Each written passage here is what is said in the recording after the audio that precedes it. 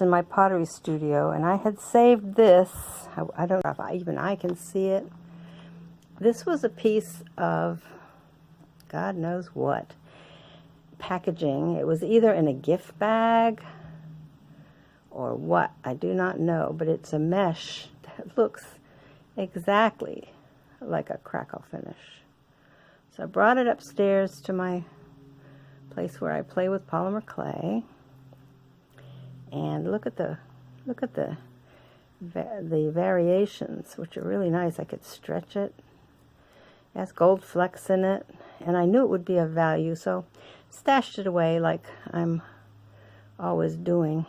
Anyway, I had a piece of black clay, and I ran it through my pasta machine at setting number 4 or 5. Looks like 5. 1, 2, 3, 4, 5. Yeah. And here's what I got. And what I've done now is use pen pastels. I did try using some eyeshadow, like right there. It was worthless.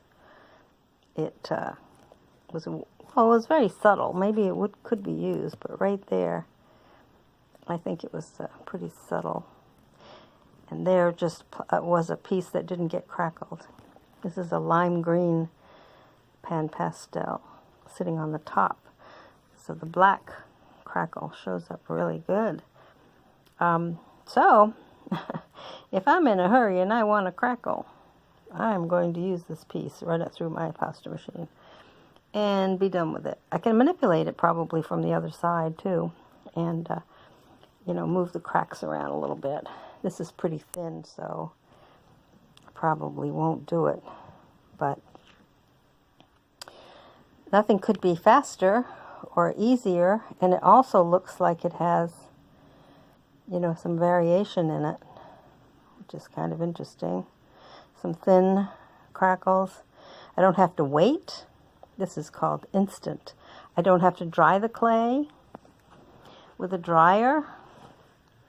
I just run it through. Of course, there's a threaded pattern running through it that looks a little bit like one of those EKG things that goes up and down.